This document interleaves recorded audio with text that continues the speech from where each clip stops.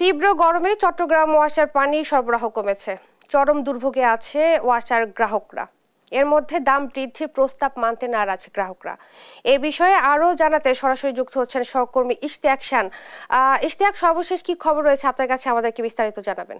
ধন্যবাদ আপনাকে। আসলে যে চট্টগ্রাম ওয়াসা আসলে কিন্তু আবারও আসলে যে ওয়াসার পানির মূল্য সেটি বাড়ানোর আসলে প্রস্তাব শীঘ্রই মন্ত্রণালয়ে পাঠাচ্ছে।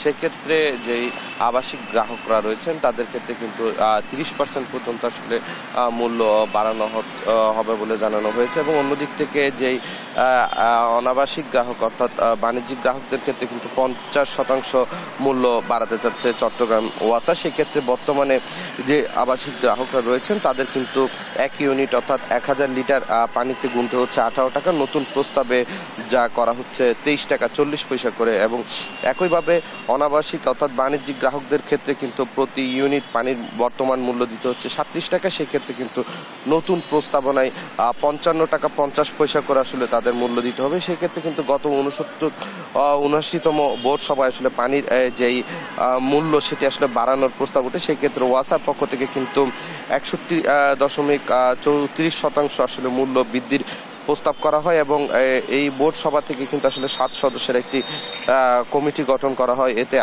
আহ্বায়ক করা হয় ওয়াসার বোর্ড সদস্য সিদ্ধার্থ বড়ুয়াকে। এবং একই সাথে কিন্তু এতে কিন্তু ওয়াসার পানির মূল্য যে 30% এবং অনাবাসিকে 50% বৃদ্ধির সুপারিশও করা হয়।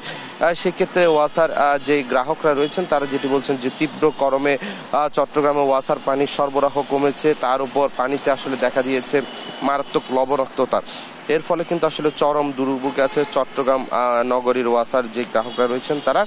এর মধ্যেই কিন্তু আসলে এই মূল্যবৃদ্ধির যে নতুন প্রস্তাব সেটি কিন্তু মানতে আসলে গ্রাহকরা অনেকটা নারাজ। এবং সেক্ষেত্রে নগরীর বিভিন্ন এলাকার গ্রাহকরা যেটি অভিযোগ করছেন, প্রতিষ্ঠার এত বছর পেরিয়ে গেলেও কিন্তু আসলে যে ওয়াসা তারা কিন্তু আসলে যে নগরের প্রতিটা এলাকায় কিন্তু আসলে যে পানির সরবরাহ আসলে সেটি তারা আসলে ঠিকভাবে আসলে করতে পারছেন না, নিশ্চিত করতে পারছেন না।